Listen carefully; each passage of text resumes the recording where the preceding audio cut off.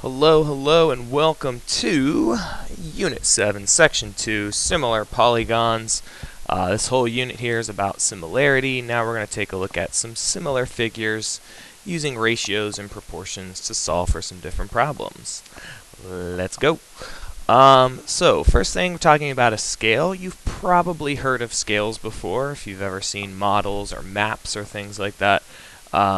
A scale is a ratio that describes how the dimensions in a drawing or a figure are related to actual dimensions of an object.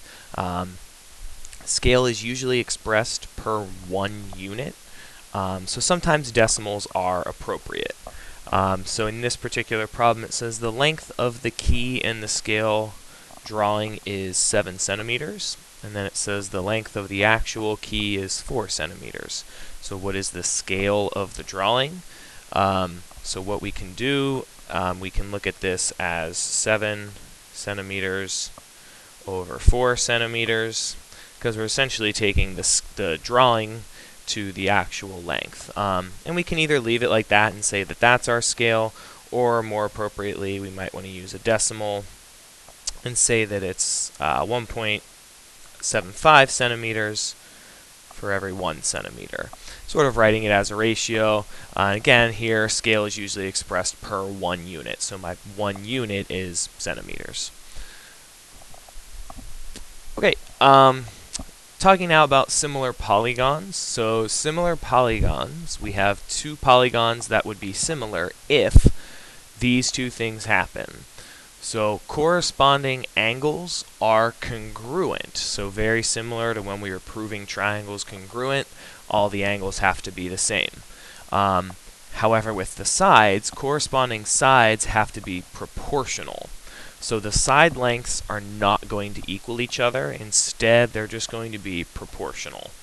So given this figure here, given A, B, C, D, and this little symbol right here, sort of a little squiggle line, that represents similar. So when you're saying 2 objects are similar, you're going to use that symbol. Is similar to E, F, G, H. So just like we did with congruency, A matches up with E, and B matches up with F, and C to G, and D to H. So when I ask you here to list all pairs of congruent angles, just like we did with congruency, we're going to say that angle A is congruent to angle E. And so on. Angle B congruent to angle F. Angle C congruent to angle G. Whoops. Angle D congruent to angle H. So those are my angles, and then remember, the angles are congruent. The next part, it says write the ratio of proportional sides in a statement of proportionality. Statement of proportionality just means we have to list all 4 sides. So in this figure we have 4 sides, so it's a quadrilateral.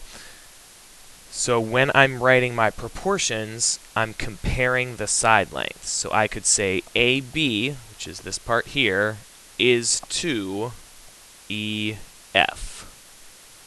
As, and then we go through all the other side lengths, as BC is to FG, as CD is to GH, as DA is to HE. Now this is not the only way you could have written this. Keep in mind, if you recall from the last notes, we could have done the reciprocals, and I could have said something like EF is to AB, and so on, and just flip them all around, and that would be the same as well. So that's similar polygons. Angles are the same, sides are proportional. The ratio of the lengths of the corresponding sides of 2 similar polygons is called the scale factor. And then in order for polygons to be similar, all sides must have the same scale factors. So the scale factors have to be the same for all of the sides. So we're going to take a look at some example problems and see what all of this looks like. So on the back of the worksheet here, the first problem, it says the 2 polygons are similar, solve for x and y. So I'm telling you ahead of time these 2 figures are similar. So what we can do is basically set up proportions to find the sides. So if I wanted to solve for x, notice that the angles here, x matches up with this side 3, and then 4 matches up with this side 6. So those are the two sides I'll be using to help me find what x is. There's a lot of different ways you can set up the proportion. So the way that I'll do it is I'm always going to start with the small figure and then move to the large figure.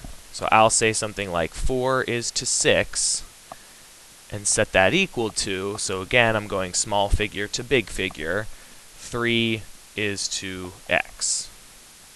And now just like we did in section 7.1, all we're going to do here is cross multiply. So this gives me 4x is equal to 18. So now when I divide both sides by 4 here, you can write your answer as a decimal or a fraction. I'm just going to leave mine as a fraction. This simplifies to 9/2. Or if you wanted, you could leave that as the decimal, which would be 4.5. So x would equal 4.5 here.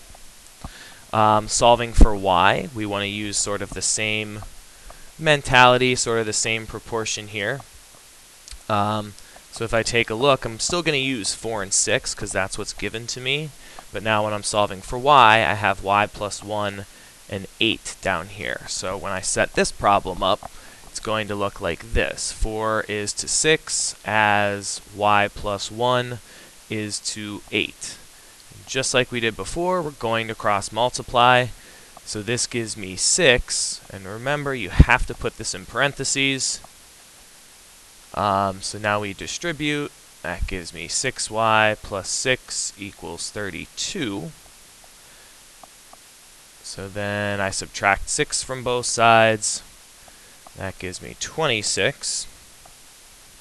And then when I divide this by 6, you either get the simplified fraction of 7/3, or as a decimal, that would be 2.33 repeating. So again, either one is appropriate. Looking at the next problem, we have triangle ABC is similar to triangle DEF. Find the scale factor of triangle ABC to DEF, then find the scale factor of DEF to ABC. So the thing about scale factor is that it actually changes depending on what figure you're going to.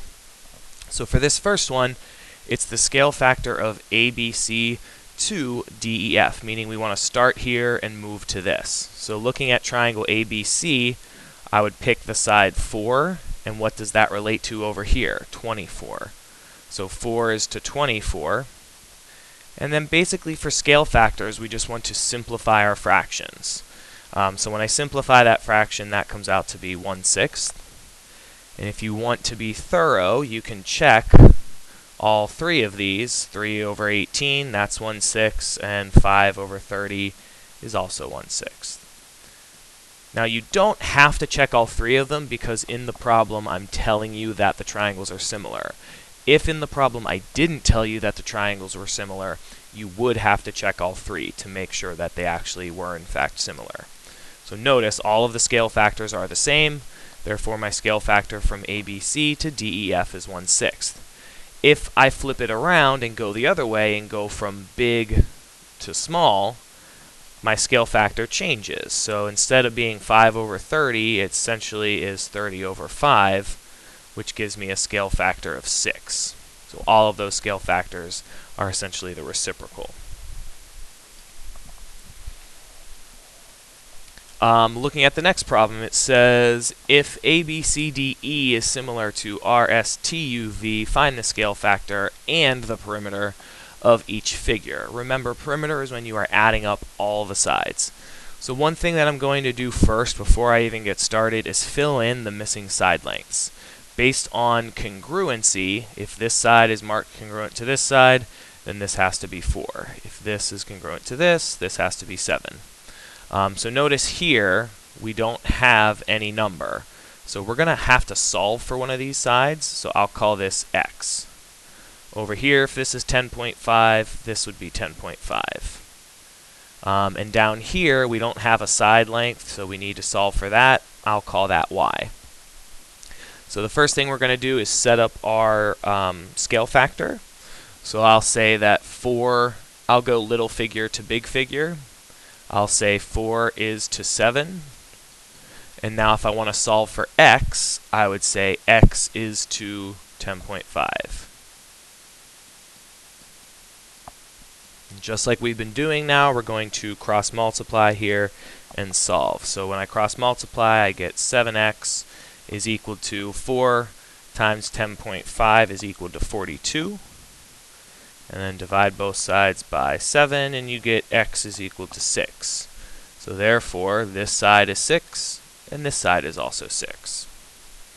To solve for y, we're going to do the same thing. I'm going to set up another proportion and say 4 is to 7 as 6 is to y.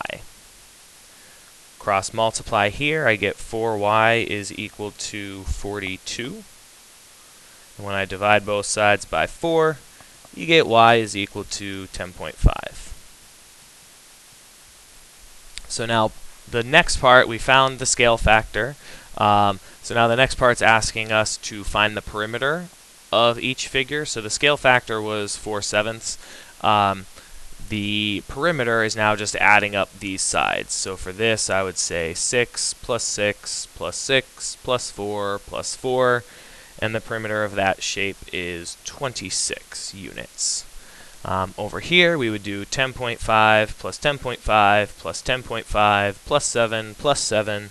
All of that added together gives me a perimeter of 45.5 units. Looking at the next problem here, we have in the diagram, the two triangles are similar. It says find the length of median km. So median, we know that the sides here from last unit that a median cuts the line in half. So to solve for km, all we're going to do is set up a proportion.